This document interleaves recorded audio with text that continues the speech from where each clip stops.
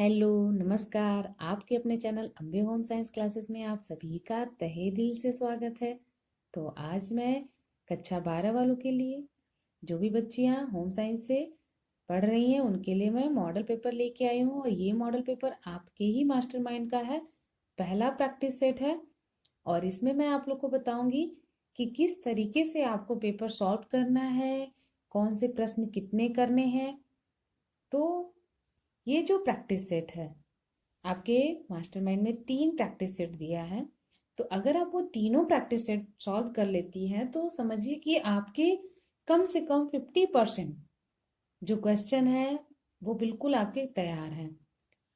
क्योंकि ये सारे जो क्वेश्चन है इसमें ये सब इम्पोर्टेंट क्वेश्चन ही हैं। तो आप सभी लोगों को तैयारी के साथ साथ पेपर हल करने भी आना चाहिए।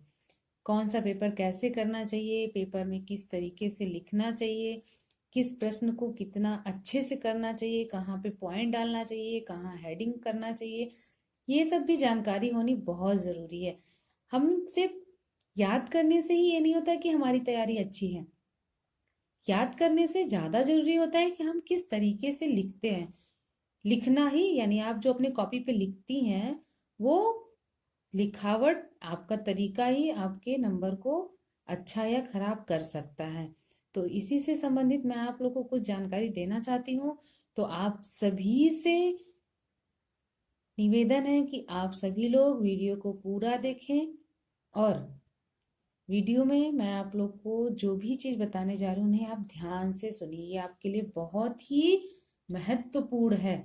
तो सबसे पहले आपका जो पेपर होता है वो 3 घंटे 15 मिनट का होता है। ठीक है, टाइम यहाँ पे लिखा रहेगा 3 घंटा 15 मिनट। और आपको जब पेपर मिलेगा तो उस पर पूरा नोट लिखा रहता है कि प्रारंभ के जो 15 मिनट होते हैं वो आपको प्रश्न उत्तर पढ़ने के लिए मिलते हैं। तो इसका ये मतलब नहीं कि आप 15 मिनट जो भी है तो आप बस प्रश्न को ही पढ़ें, ऐसा कुछ नहीं है। यानी जो आपके 3 घंटे 15 मिनट है, तो पहले जो पेपर होते थे वो 3 घंटे के ही होते थे। लेकिन जो था आपके कक्षा 11 और 12 का सिलेबस एक ही था और उसमें फर्स्ट और सेकंड करके 2 पेपर होते थे। लेकिन अभी क्या हो गया, 11 सिलेबस अलग हो गया, 12 अलग हो गया और उसमें 2 पेपर की जगह 1 पेपर ही कर दिया। तो जब पेपर बढ़ गए तो क्वेश्चन भी बढ़ गए, और जब क्वेश्चन बढ़ गए तो बच्चों को करने में भी प्रॉब्लम होने लगा। तो इसके वजह से आप लोगों का जो टाइमिंग है उसको थोड़ा बढ़ा दिया गया है। ठीक है, तो देखते हैं कैसे पेपर आता है, क्या लिखा रहता है, हमें कैसे क्या समझना है। तो निर्देश नंबर 1 क्या है, सभी प्रश्न अनिवार्य हैं। ये सभी प्रश्न अनिवार्य है मतलब सबको ही आपको करना है, ऐसा नहीं है कि कोई प्रश्न आपको छोड़ना है, सारे प्रश्न अटेंड करने हैं। दूसरे में क्या है, प्रश्न संख्या 1 से 4 बहुविकल्पी। बहुविकल्पी यानी आपको 4 ऑप्शन दिए रहेंगे और उन ऑप्शन में से आपको सही आंसर को टिक करके लिखना होता। अब इसको कैसे करेंगे आप, जैसे मान लीजिए आपका ये बहुविकल्पी है ऐसे, तो बहुविकल्पी प्रश्न ऐसे डाल दीजिएगा। फिर ये सब लिखने की जरूरत नहीं है कि निम्नांकित के सही उत्तर छांटकर अपनी उत्तर पुस्तिका में लिखे, ऐसा कुछ करने की जरूरत नहीं है। सीधे आप लिखिएगा बहुविकल्पी नंबर 1। नंबर 1 जो है ये मार्जिन लाइन। मार्जिन लाइन मतलब आप लोग समझती हैं, जब भी आपको कॉपी मिलता है तो आप सिर्फ एक स्केल के बराबर ही मार्जिन लाइन खींचिएगा। ऐसा नहीं कि एक स्केल इधर खींच लिया और एक स्केल इधर खींच लिए और बीच में भी ऐसे छोड़ छोड़ के लिखे, तो ऐसे नहीं। कॉपी करेक्शन करने वाले कैसे हैं, उनका दिमाग क्या कह रहा है, आप अगर इस तरह से करती, हो सकता है उनको बुरा लग जाए कि ये बच्चा तो इतना कॉपी ही छोड़ा है, बस बिना मतलब का पेज वेस्ट किया है, तो हो सकता है इसकी वजह से भी आपके नंबर काट दे। तो ये चीज आप ध्यान रखिएगा कि जो मार्जिन लाइन है वो आपके एक स्केल यानी स्केल का जो जितना चौड़ाई होता है उतने ही बस आप एक स्केल के नाप से आप मार्जिन लाइन खींचिएगा। और सब में मार्जिन लाइन खींचना बहुत जरूरी है। ऐसा नहीं कि आप पेपर देने चले गए और मार्जिन लाइन नहीं खींची। और सबको अपने पास एक ब्लैक स्केच पेन रखना जरूरी है, और बाकी आप जो भी पेन आपको सही लगे आप वो पेन यूज करिए। तो आप एक जो है मार्जिन लाइन खींचने के बाद नंबर 1 जो है वो मार्जिन लाइन के बाहर, यानी आपका जो ये मार्जिन लाइन है तो इधर आपका नंबर 1 हो जाएगा और क अंदर। तो क कैसे लिखेंगे, जैसे इसमें आपको पूछा है कि प्रोटीन की सूक्ष्मतम इकाई क्या है। तो प्रोटीन की जो सूक्ष्मतम इकाई है तो उसमें आपके 4 ऑप्शन दिए हैं। ठीक है, तो ये जो चार ऑप्शन है आपका, ग्लूकोज है, अमीनो अम्ल है, वसीय अम्ल है, इनमें से सभी है। तो प्रोटीन के जो सूक्ष्मतम इकाई है वो क्या है? तो ऐसे चार ऑप्शन रहेंगे, तो इसमें से क्या होगा आपका सही? ग्लूकोज होगा, अमीनो अम्ल होगा, वसीय अम्ल होगा, या फिर इनमें से सभी। तो प्रोटीन के जो सूक्ष्मतम इकाई होती है वो अमीनो अम्ल होते हैं। तो आप ऐसे प्रश्न लिखेंगे, प्रोटीन की सूक्ष्मतम इकाई है, फिर आप उत्तर लिखिएगा ऐसे, उत्तर यानी मार्जिन लाइन के बाहर ऐसे उत्तर करके, ब वाला ऑप्शन सही है तो अंदर ब, फिर अमीनो अम्ल, यानी कि ये आपका सही उत्तर है। तो ये हो गया आपके बहुविकल्पी प्रश्न। ऐसे ही आपको सारे प्रश्न करने हैं, ठीक है। ऐसा नहीं कि चारों ऑप्शन उतार लिए और जो सही उस पर टिक लगा दिए, वो भी ठीक है, लेकिन ये है कि आपका समय ज्यादा जाता है ना। आपका जो समय है वो ज्यादा जाता है। आपको क्या दिया है यहाँ पे? सही उत्तर छांटकर अपनी पुस्तिका में लिखिए, उत्तर पुस्तिका में। तो आपको सारे उत्तर लिखने की जरूरत नहीं है, सिर्फ जो सही है वही आपको छांट के लिखना है। तो ये हो गया आपका 1 से लेके 4 बहुविकल्पी। फिर उसके बाद क्या है? प्रश्न संख्या 5 से लेके 9 अति लघु उत्तरी प्रश्न है। अति लघु उत्तरी प्रश्न जो है वो आपके 25 शब्द में होने चाहिए। 25 शब्द मतलब आपका 2 से 3 लाइन, ठीक है। तो 25 शब्द यानी 2 से 3 लाइन के ही आपके उत्तर होने चाहिए, ऐसा नहीं। हाँ, लेकिन ये है कि अति लघु में कभी कभी एक शब्द के भी प्रश्न पूछ लेते हैं, तो उसे हम एक शब्द में भी लिख सकते हैं, क्योंकि उसको तो हम ज्यादा लिख नहीं सकते हैं। जैसे मान लीजिए कि आपको दे देता है कि विटामिन सी सबसे ज्यादा किस में पाया जाता है, तो आप उत्तर सिर्फ आंवला लिख सकते हैं, लेकिन ऐसे भी हम लिख सकते हैं ना, विटामिन सी सबसे ज्यादा आंवले में पाया जाता है। तो ये आपका एक सेंटेंस हो गया पूरा। तो इस तरीके से अगर आप उत्तर लिखती हैं तो ये ज्यादा अच्छा तरीका है। उससे क्या होता है, जो जो आपके कॉपी करेक्शन करने वाले होते हैं, जो एग्जामिनर होते हैं ना, वो ये समझते हैं कि बच्चे को समझ है, यानी वो अच्छे से समझता है और इसलिए वो सही से उत्तर लिखा है। तो ये चीज बहुत जरूरी है। तो ये चीज समझ में आ गया आपको कि आपको अति लघु कैसे करना है। फिर उसके बाद देगा आपका 10 से लेके 14 जो है वो लघु उत्तरी रहेगा। आपके जो अति भी है वो भी एक ही नंबर के रहेंगे, बहुविकल्पी भी एक ही नंबर का रहेगा। और यही दोनों है जो आपको ठोस नंबर दिलाएगा, क्योंकि इसमें नंबर नहीं कटते हैं। अगर आप बहुविकल्पी सही करते हैं तो उसमें आपको पूरे नंबर मिलते हैं, अगर आप अति लघु उत्तरी प्रश्न सही उत्तर लिखते हैं तो उसमें भी आपको एक नंबर पूरा मिलता है। तो आपका ये जो है 10 से लेकर 14 तक लघु उत्तरी प्रश्न, ये 50 शब्द के होने चाहिए, कम से कम आधा पेज। 50 शब्द दिया है तो मतलब आधा पेज, ऐसा नहीं कि सिर्फ हम शब्द को गिन ले। अब इसी शब्द को गिनेंगे तो ये मेरा लगभग लगभग 50 हो जाएगा, तो ऐसे इतना ही नहीं लिखना है। कम से कम आप इस तरीके, जैसे आपका इतना मार्जिन लाइन हो गया, इधर कापी रहेगा, और जो कापी का पेज रहेगा वो इतना अच्छा रहेगा कि आप उस पर जब लिखने लगोगे ना तो आपको लगेगा कि और ज्यादा लिखे और ज्यादा लिखे, है ना। तो वो ऑटोमेटिक आपकी स्पीड जो है वो बढ़ती जाएगी। तो आप कम से कम कोशिश करिएगा कि एक एक पेज में आप 2 जो है लघु उत्तरी प्रश्न अटेंड करें।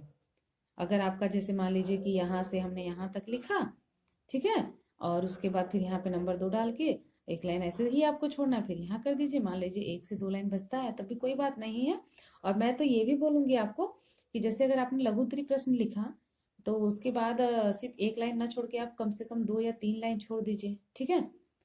2 लाइन छोड़, अगर नहीं आ रहा है तब, अगर आपने सही उत्तर पूरा लिख दिया है, पूरा उत्तर आपने अटेंड कर लिए, तो आपको फिर एक लाइन ही छोड़ना है। लेकिन अगर आपको डाउट है कि नहीं मुझे अभी कुछ याद नहीं आ रहा है, इसमें और भी उत्तर होने चाहिए, मेरा बहुत कम है, तो कम से कम 2 से 3 लाइन छोड़ दीजिए। उसके लिए मैं बताऊंगी आपको आगे करना क्या है आपको। तो इस तरीके से आपके हो गए। फिर उसके बाद क्या है आपके 15 से 18 जो है वो विस्तृत उत्तरी प्रश्न होते हैं, जिनके उत्तर आपको 100 शब्दों में लिखना है। अब ये देखिए, आपके पहले लघु उत्तरी में बता दूं मैं, लघु उत्तरी प्रश्न अगर आप अटेंड करते हैं तो उसमें ज्यादा से ज्यादा नंबर में पूछता है कि इसकी कौन कौन सी आवश्यकताएं हैं, या फिर प्रकार लिखिए, या फिर हम इन्हें कितने भागों में बांट सकते हैं।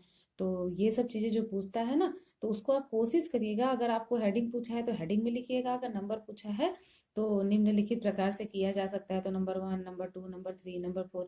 जैसे क्या है, जल प्रदूषण को हम किस प्रकार से रोक सकते हैं, तो जल प्रदूषण को हम निम्नलिखित प्रकारों से रोक सकते हैं। नंबर 1, किसी भी नदी तालाब में कूड़ा करकट न फेंक कर, जलाशय को जलाशय से दूर गाय भैंस को नहलाकर, यानी बाल्टी में पानी निकाल कर उन्हें गाय भैंस को बाहर नहलाना। और अगर खुद भी नहाना है तो एक बाल्टी में पानी लेकर बाहर ही नहा, जिससे कि पानी में गंदगी ना जा पाए। तो इस तरह से आपको नंबर डाल के ही लिखने की कोशिश करिएगा। ऐसा नहीं कि बस एक तरफ से हमने, बस जैसे कहानी होती है, एक तरफ से कहानी लिखना शुरू किया, बस फटाफट फटाफट फटाफट 3-4 लाइन में लिख के कहानी खत्म, ऐसा कुछ भी मत करिएगा। अगर आप ऐसा करती हैं तो आपको अपने अंदर संतुष्टि होगा कि हमने सारे क्वेश्चन अटेंड किए, तो फिर मेरे नंबर कम क्यों आए। तो यही कारण होता है आपके कम नंबर आने के। आप कोशिश करेंगे कि लघु उत्तरीय प्रश्न भी आप पॉइंट में या नंबर में या जैसे भी आपको पूछा है उस तरीके से आपको करने हैं।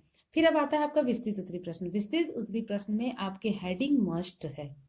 जैसे मान लीजिए हैजा के बारे में पूछ दिया कि जो हैजा रोग है वो किस प्रकार फैलता है, उसके रोकथाम के उपाय लिखिए। अगर ऐसे आपको पूछा तो आप सबसे पहले क्या लिखेंगे, हैजा। हैजा हेडिंग डालेंगे, उसके बारे में 2-3 लिखेंगे। हैजा बीमारी जो है किस जीवाणु के कारण फैलता है या किस कारण से फैलता है या किस प्रकार का संक्रामक रोग है, ये आप लिखेंगी। उसके बाद आपको पूछा क्या है, कारण पूछा है तो आप कारण बताएंगी।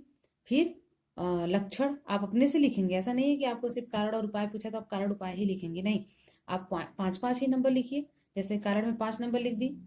फिर उसके बाद आप क्या लिखेंगी कि इसके लक्षण क्या है, लक्षण भी बता दीजिएगा कम से कम 4 से 5। फिर रोकथाम के उपाय क्या है वो लिख दीजिएगा 4-5। तो ऐसे ऐसे करके आपके एक पूरे पेज भर जाएंगे, लगभग एक क्या आपके 1.5 पेज तो हो ही जाएंगे। तो इस तरीके से आपको सारे प्रश्न अटेंड करने। और दूसरी बात, ये तो आपके क्वेश्चन से हो गया। अब दूसरी बात ये है कि अगर अगर आपको लघु उत्तरीय प्रश्न में से कोई प्रश्न नहीं आ रहा है तो आप उसके लिए जगह मत छोड़िएगा। कभी कभी ऐसा होता है कि हम जगह तो छोड़ देते हैं और हमारे पास टाइम नहीं बचता है, तो फिर हम क्वेश्चन को अटेंड नहीं कर पाते और हमारा पेज जो है वो खाली रह जाता है ना। अगर मान लीजिए बाई चांस आपने छोड़ भी दिया, तो अगर उसके नेक्स्ट पेज पे आपने लिखा है तो नीचे प्लीज आप लिख दीजिएगा PTO। जब आप पेपर लेंगे ना तो पेपर पे भी लिखा रहता है प्लीज टर्न ओवर।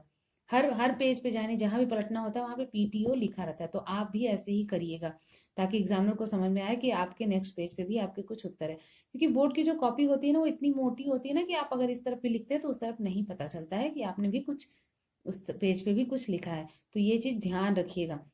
तो ये हो गए आपके पूरे पेपर। मैंने बता दिया आपको कैसे पेपर हल करने हैं। नेक्स्ट वीडियो में मैं आप लोगों का ये मॉडल नंबर 1 पेपर जो है वो पूरा मैं सॉल्व करवाऊंगी। तो आप सभी लोग ध्यान से, बिल्कुल ध्यान से एक एक प्रश्न के उत्तर को ध्यान से देखिएगा। ये बहुत ही मोस्ट इंपॉर्टेंट, अभी जो मैं कुछ वीडियो डालूंगी बहुत ही मोस्ट इंपॉर्टेंट रहेगा आप लोगों के लिए। खासतौर से यूपी बोर्ड की जो भी बेटियां हैं, जो भी एग्जाम के लिए अभी हैं, जिनको एग्जाम देना है, चाहे वो हाई स्कूल की हो चाहे वो इंटरमीडिएट की हो, आप सभी लोग ध्यान से देखिएगा। अगर आप सभी को वीडियो अच्छा लगता है तो प्लीज अपने दोस्तों में शेयर करिए। और आप सबके तो कोई कमेंट्स आते ही नहीं, तो मुझे कैसे पता चलेगा कि मैं आप लोग के लिए कैसा वीडियो बनाऊं या फिर मेरे में क्या कमी है। तो प्लीज अगर आप तारीफ नहीं कर सकते तो कम से कम कमी तो बताइए, है ना। अगर वीडियो पसंद आए तो आप लाइक करिए, सब्सक्राइब करिए। धन्यवाद।